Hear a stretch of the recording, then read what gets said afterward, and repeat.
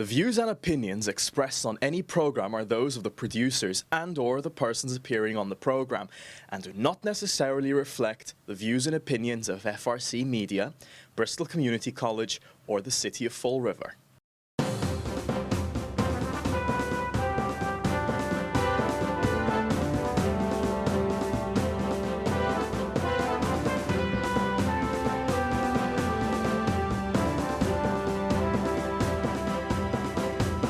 Usually does a live stream. But just a brief overview of this agenda. The Committee on Finding Citizens Input. Due to the COVID-19 Essential Services Advisory, Government Center is closed to the public. Citizens input must be submitted by email to cityclerks@fallriverma.org by April 14th, 2020 at 5 p.m. to be read at the meeting. Update from Mayor Paul Coogan regarding COVID-19.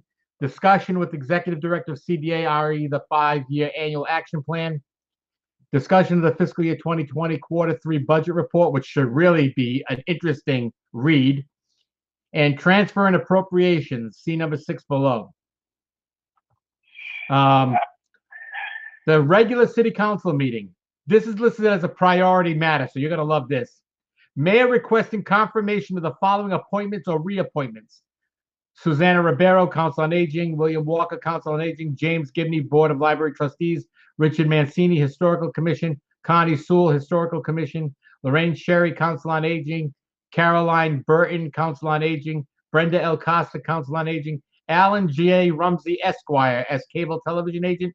And William G. Kenny to City Planner position. Imagine that. He's coming back.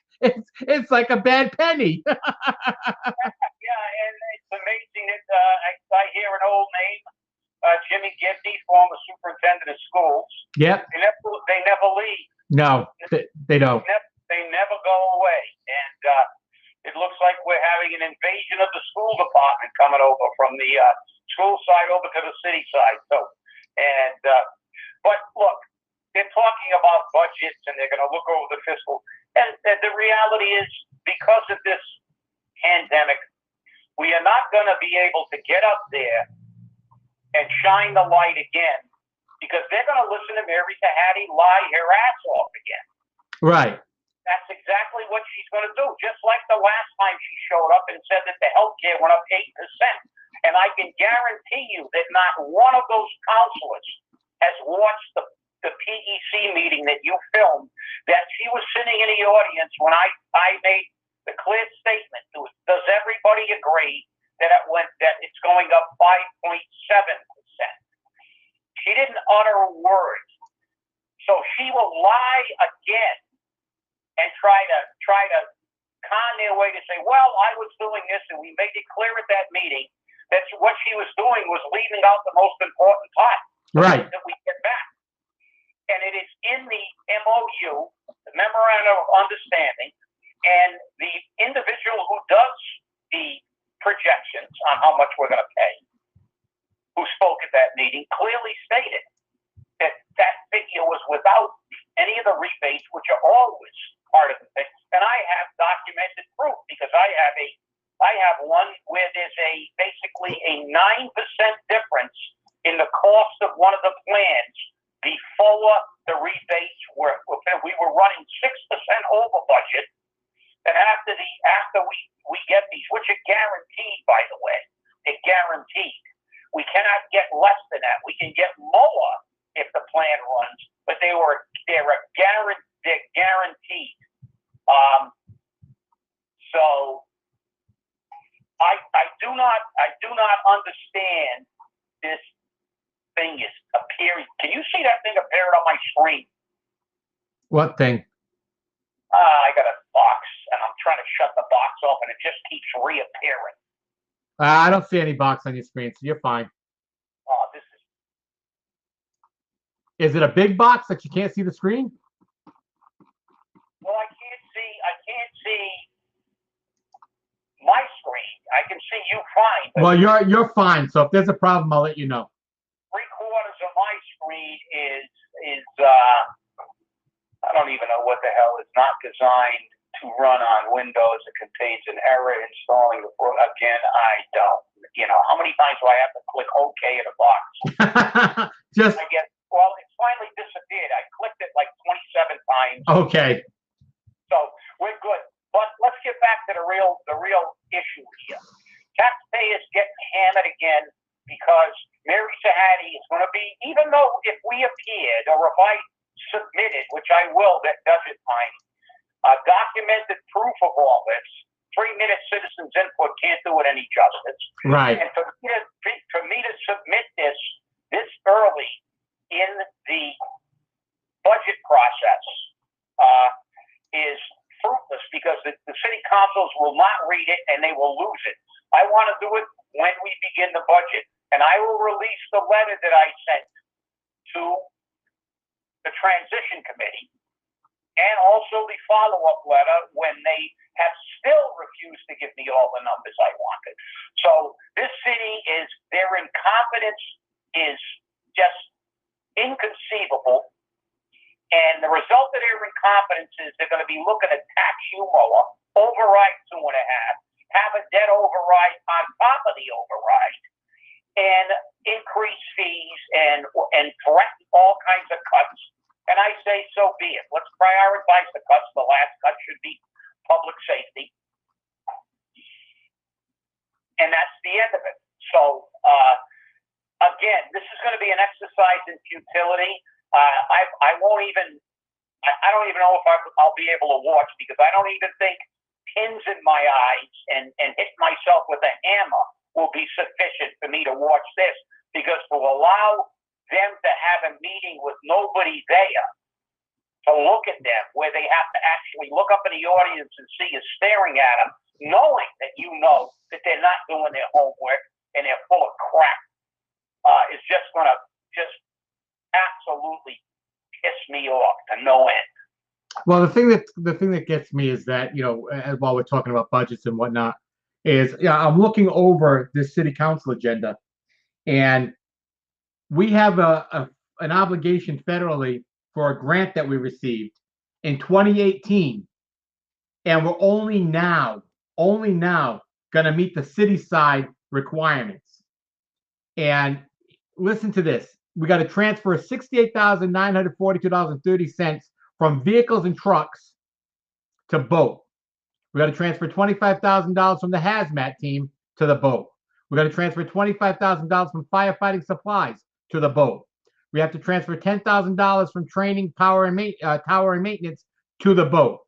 And then we have to transfer $28,386.70 from EMS stabilization fund. Again, we're going back into stabilization money to the boat. Well, unbelievable. EMS doesn't have anything to do with supposedly it's a separate entity, and that enterprise fund is basically from that entity. And I'm not even sure if they have any. Abby's barking. I don't know that, but I'm not even sure if they have a right to do that. So, but yeah, I know, because I always thought that the money could be used for EMS only, or to be paid back to the taxpayer for reduction in fees. And here we go again. We're paying 2018. Do you remember the time there was a big revelation in front of the council that we'd had a bond for I don't know how many years, and all we were doing was paying the interest? Yep. Yeah. And so these bonds never go away. And when they tell you this bond is a 20-year bond, no, it's a 100-year bond, maybe a 1,000-year bond, because we end up like people who paid only the interest on their credit cards. They never, ever pay off their credit card. Right. They don't have to pay off their credit card. They just keep spending money, even though they're spending it irresponsibly, and no one holds them accountable. And I hate to tell them this, but it's their job. The city council is the financial arm of this government. They have to approve all expenditures. They are, in essence, the Ways and Means Committee. So they have found a way not to make sure that we have the means. Right. This is interesting. The water and sewer rates are coming up at the city council meeting. And Please find enclosed the proposed ordinance and modifications for the fiscal year 21 rates for the water and sewer divisions. This submittal meets the requirements of ordinance section 2-184. The proposed rate increases are 7 cents per sewer usage and 16 cents for water usage. The water use rate is proposed to increase from 324 per cubic foot to 340 per cubic foot, and the sewer rate is going from 548 to 555.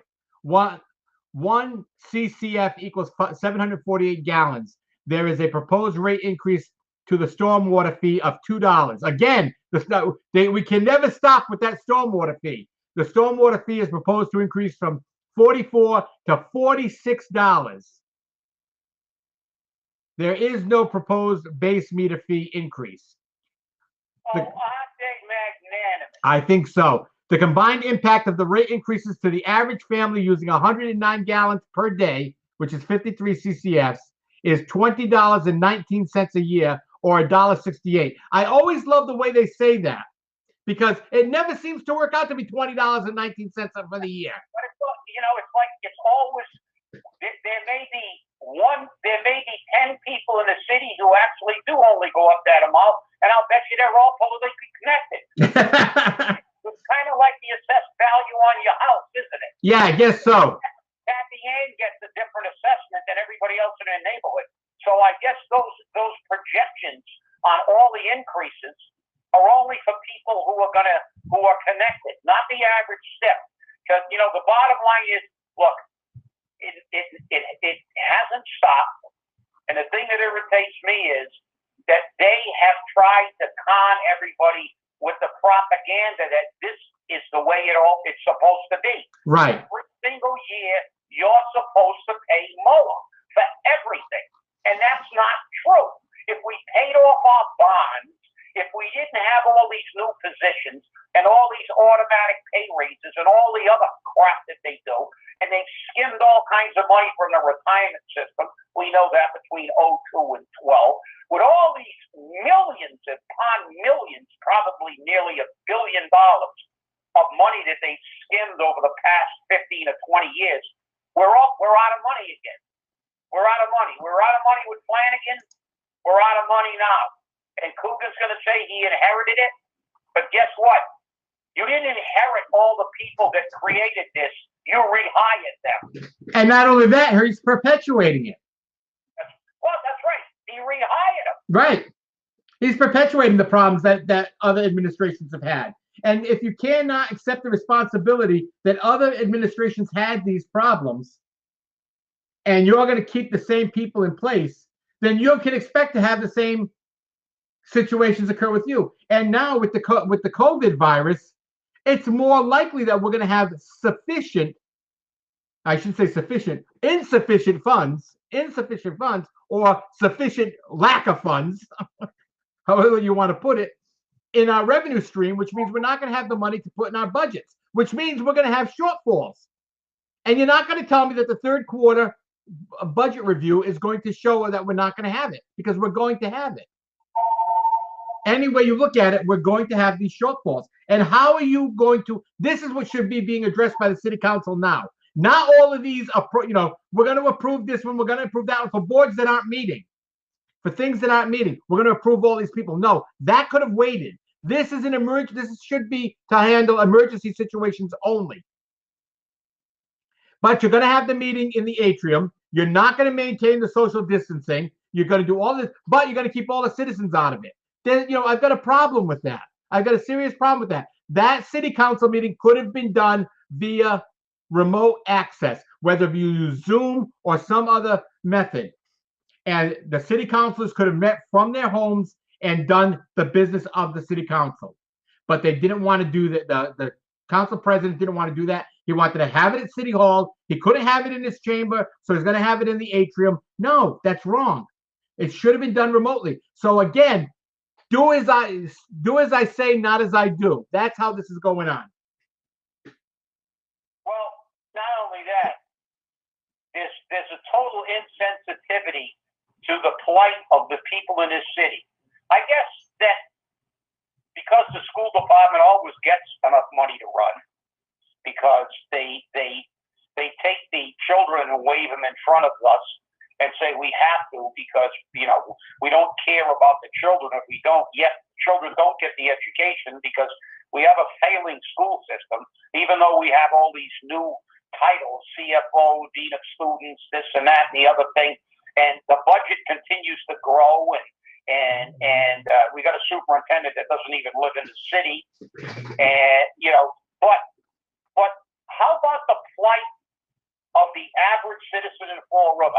Has everybody forgotten that this city is one of the poorest cities in the state of Massachusetts? That the average per capita income, according to the United States Census Bureau, is like $24,000 a year. How are these people who got these very low wage positions, who are not working anymore now, who are now collecting, and bills are piling up, and everything is in a state of dormancy? How are they going to now pay increased water, increased sewer, 2.5 overrides, debt exclusions, all this other stuff? The only man that I ever saw in the past 25 years who, when he got in, looked at the budget and said, boy, are we overspending, and he began to pull it in, was Bob Carrere. And they ousted him. Yeah, they ousted him. Why? Because they didn't like his personality. Granted, he thought he was the Speaker of the House. But if you look at it, let's be objective. He actually began to look at the right path the city had to take to straighten itself out. He had to begin to control spending. And he did. And of course, self-interest groups attacked him. They didn't like his personality. And they ousted him. But that's the only mayor. We saw Sutter get in. He got and I know, because I saw the report, he got the same full financial disclosure that Bob Carrere got, because he had the same guy look at the numbers, Alan Silver. And you know what he did with it? Nothing. He looked at it and went, I'm not going to do that. I don't want to get a chance of people not re-electing me. Well, he should have done it, because the people would have elected him, because the only reason they didn't elect him was because he didn't do what he should across the board. He had to implement that fee, and he got bounced because of that fee. And I know that when the current mayor got in, they called Alan Silver up. But frankly, I don't know if he got the full picture, because I know that Alan was having as much trouble as I was getting numbers. But he got 30-some hundred pages of numbers, which is always a con job, because they didn't want to. They figured he'd get bored by looking at it. So I'm not sure what financial picture he got at the end. And I haven't spoken to Alan, because frankly, it's irrelevant. He chose not to do anything, and to continue along the same path that every other mayor except Carrere has done, which is tax and spend, tax and spend. There's no question about that at all. I mean, it's very interesting to see how this is going on, because again, you can't get the numbers. And if everything is supposedly so above board and so righteous, how come we can't get the numbers? What is it that they're trying to hide? What is this mayor trying to hide? And I'm sorry, it may be Mary Sahadi, it may be the finance team, it may be the city council, but ultimately it's the mayor. Ultimately, it's the mayor. He's got his head wrapped around this coronavirus thing. And you know why they're doing that? They're hoping that you'll forget. They're hoping you'll forget about the budget. They're hoping you'll forget about the shortfalls. They're hoping you'll forget about the taxes until they need to hit you up for a 2.5 override, or they need more money for this or more money for that. Guarantee you're going to see that coming down the pipe shortly. It is a diversionary tactic. It's a smokescreen. They got everybody's mind on the coronavirus and the regular bulletins. Why don't we have a regular press conference once a day on how we're tracking down where the money is? I had the letter in 2016. I asked where the $44,000 that they lost went and where it migrated and what accounts it went through. I still haven't got it. It's 2020, 4 years later. Nobody can find money. They couldn't find the money that they had from our account in their account in 91. And they admitted it because they admitted under oath that they didn't do an audit. Right. So they have never been able to find money. They can find it to spend it, and they can siphon it off. And as a matter of fact, you just read off a litany of from firefighter this, from fire department that, from 7 different sources to get money. They can pick everybody's pocket for money that they went in front of the city council and budgeted it for. And I want to see if there's one question as to why this wasn't paid in 2018 and why now are we attacking accounts that were in a line item for a specific use and not being used. Robbing Peter to pay Paul, there's never a question. There's never a question from the city council why our budget continues to grow, yet every 4 or 5 or 6 or 7 years, we end up with a deficit somewhere. Why? Because we robbed Peter so much that Peter didn't have any money.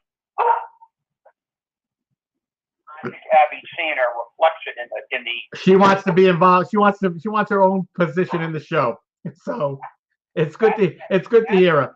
But it's very true. I mean, we're spending money from the 2018 budget in 2020. And we've seen this before where they pay bills for the previous year or the previous 2 years out of this year's budget. And that creates a problem because it requires the city council to approve the payment of that expense for the previous fiscal years. And of course, they do it. And you're going to see them do it on Tuesday.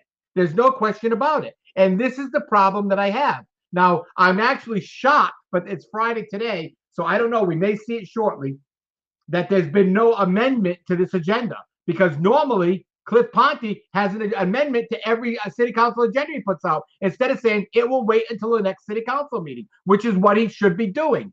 He shouldn't be dictated to on how to run his meetings. He shouldn't be dictated to on what he's going to include in his agendas. And from what I understand, and what I've been told by sources, is that his agenda isn't formed by him. His agenda is formed by him and the mayor's office. Really? The mayor is setting the city council agenda? Or the mayor's chief of staff, or whoever it may be in the mayor's office? Is that really happening? If that's not happening, please, Cliff, let us know so I can correct it. But right now, this is what we're hearing. And that's scaring me because that means there is no separation of powers. Well, you're right. But you know what disturbs me even more, CJ, is that I've never seen anybody question. This is going to go before the council Tuesday. Let's see what happens. Because let's look at this objectively. If you're in charge of the finances, you're in charge of your budget at home, and then somebody says, "Well, we owe $3,000 from 2018, and we're going to take $500 from the money allocated to pay your electric bill and $500 until we make up this $3,000." You're not going to ask the question, what happened to the $5,000 we had allocated in 2018 to pay this? Exactly. Where did it go? And how are we going to recoup the $5,000 that we take from the gas, electric, telephone, and everything else in this year's budget? We've created another hole. That's the whole problem. Well, it's a pun. It's a whole problem, which is the whole issue. When you take money from somewhere, it creates a hole where it left. So you have to fill that hole because that bill didn't disappear. It's like saying if we get rid of our health care, we don't have a health care bill. Yes, we do. We have to have another health care plan because those people do not go away. We don't execute all the city employees, even though we try to financially. We don't get rid of everybody. The fact is anybody going to say where was the money in 2018? I want to see where the money to pay this bill was allocated in 2018, and where did it go in 2018? If it didn't go, and if it wasn't allocated, why was it not allocated? Again, a question that you and I have, but we'll probably never get answered. Around with like a Yeah, because that was under her purview too. That she was in the office then. So it's very interesting to see that, again, at least they listen to us and they're going to have a city council meeting. Is what they covering what government needs to be done? No, I think there are other things that should have been addressed. But again, you're not going to please everyone, and that's just a factor of life. You're not going to please everyone.